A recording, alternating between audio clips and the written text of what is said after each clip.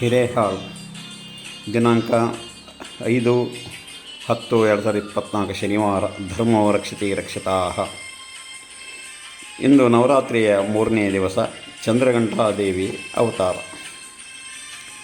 ನವರಾತ್ರಿಯ 3ನೇ ದಿನ ದುರ್ಗೆ ಇನ್ನೊಂದು ಅವತಾರವನ್ನು ಪೂಜಿಸಲಾಗುತ್ತದೆ.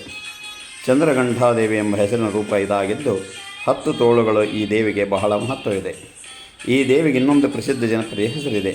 ಅದೇನು ಅಂತ ನೀವೇ ತಿಳಿದುಕೊಳ್ಳಿ, ನಂತರ ನಾನು ತಿಳಿಸುತ್ತೇನೆ. ತಾಯಿ ದುರ್ಗೆಯ ಶಾಂತ ಮತ್ತು ಪ್ರಯೋಜನಕಾರಿ ರೂಪ.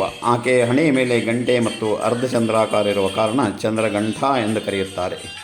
ದೇವಿಯ ಶರೀರವು ಚಿನ್ನದಂತೆ ಪ್ರಕಾಶಮಾನವಾಗಿದ್ದು ಸಿಂಹದ ಮೇಲೆ ಸವಾರಿ ಮಾಡುತ್ತಾಳೆ.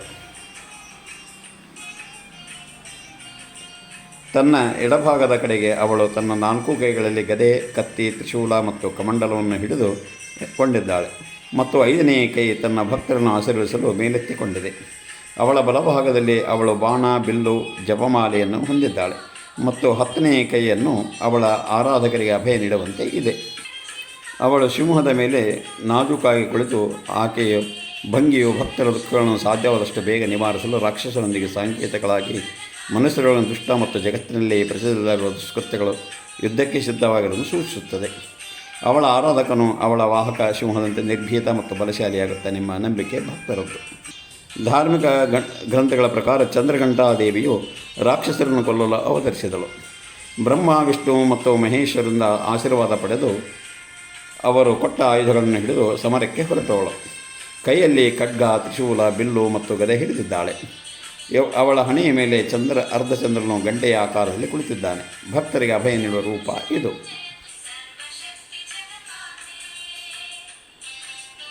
ಭಕ್ತರು ಚಂದ್ರಘಂಟಾದೇವಿಯಲ್ಲಿ ಅವರ ನಂಬಿಕೆಯ ಪರಿಣಾಮ ಧೈರ್ಯವನ್ನು ಬೆಳೆಸಿಕೊಳ್ಳುತ್ತಾರೆ ಮತ್ತು ಸ್ವಾವಲಂಬಿಗಳು ಸೌಮ್ಯತೆ ಮತ್ತು ವಿನಮ್ರರಾಗುತ್ತಾರೆ ಎಂಬ ನಂಬಿಕೆ ಇದೆ. ಅದೃಷ್ಟವನ್ನು ಒದಗಿಸುವ ಮತ್ತು ಶೈಲಪುತ್ರಿಯ ಆಳ್ವಿಕೆಯಲ್ಲಿರುವ ಚಂದ್ರನ ಕೆಟ್ಟ ಪರಿಣಾಮವನ್ನು ತೆಗೆದುಹಾಕಲು ಆದಿಶಕ್ತಿಯು ಈ ರೂಪವನ್ನು ಪ್ರಾರ್ಥಿಸಬೇಕೆನ್ನುತ್ತಾರೆ ತಿಳಿದವರು. ಚಂದ್ರಘಂಟಾದೇವಿಯನ್ನು ಪೂಜಿಸುವವರ ಮುಖ ಮತ್ತು ಕಣ್ಣುಗಳು ಮತ್ತು ಅವರ ಸಂಪೂರ್ಣ ದೇಹವು ಪ್ರಕಾಶಮಯವಾಗಿರುತ್ತದೆ. ಅವರ ಧ್ವನಿಯಲ್ಲಿ ದಿವ್ಯ ಮಧುರ ಲಾಭವಿದೆ. ಚಂದ್ರಘಂಟಾದೇವಿ ಆರಾಧಕರು ಎಲ್ಲಿಗೆ ಹೋದರೂ ಅವರ ಸಂತೋಷವನ್ನು ಹರಡುತ್ತಾರೆ ಎಂಬ ನಂಬಿಕೆ ಇದೆ. ಹಿಂದೂ ಪುರಾಣಗಳ ಪ್ರಕಾರ ಶುಕ್ರನನ್ನು ಚಂದ್ರಘಂಟಾದೇವಿಯು ಆಳುತ್ತಾಳೆ. ಆದ್ದರಿಂದ ಚಂದ್ರಘಂಟಾದೇವಿಯನ್ನು ಪೂಜಿಸುವ ಮೂಲಕ ಭಕ್ತನು ಶುಕ್ರಗ್ರಹದ ಎಲ್ಲ ಸಕಾರಾತ್ಮಕ ಪರಿಣಾಮಗಳನ್ನು ಮತ್ತು ಶುಭ ಫಲಗಳನ್ನು ಪಡೆಯುತ್ತಾರೆ ಎಂಬುದು ನಂಬಿಕೆ. ನವರಾತ್ರಿ 3ನೇ ದಿನ ಬೆಳಗ್ಗೆ ಎದ್ದು ಸ್ನಾನ ಮಾಡಿದ ನಂತರ ಪೂಜಾ ಸ್ಥಳದಲ್ಲಿ ಗಂಗಾಜಲವನ್ನು ಸಿಂಪಡಿಸಿ ನಂತರ ತಾಯಿ ಚಂದ್ರಘಂಟಾದೇವಿಯನ್ನು ಧ್ಯಾನಿಸಿ ಅವಳ ಮುಂದೆ ತುಪ್ಪದ ದೀಪವನ್ನು ಬೆಳಗಿಸಿ ಅಕ್ಷತೆ, ಸಿಂಧೂರ, ಹೂವು ಇತ್ಯಾದಿಗಳನ್ನು ಅರ್ಪಿಸಿ ತಾಯಿ ಸಂತುಷ್ಟವಾಗುವಂತೆ ಆರಾಧಿಸಿ ಹಣ್ಣುಗಳು ಮತ್ತು ಕೇಸರಿ ಹಾಲಿನ ಸಿಹಿ ತಿಂಡಿಗಳು ಅಥವಾ ಖೀರನ್ನು ಪ್ರಸಾದವಾಗಿ ನೈವೇದ್ಯ ಮಾಡಬೇಕು. ನಂತರ ಮಾ ಚಂದ್ರಘಂಟಾದೇವಿಗೆ ಆರತಿಯನ್ನು ಮಾಡಬೇಕು. ಚಂದ್ರಘಂಟಾದೇವಿಯನ್ನು ಪ್ರಾರ್ಥಿಸುವುದಕ್ಕಾಗಿ ಹೇಳಬೇಕಾದ ಮಂತ್ರ ಇದು.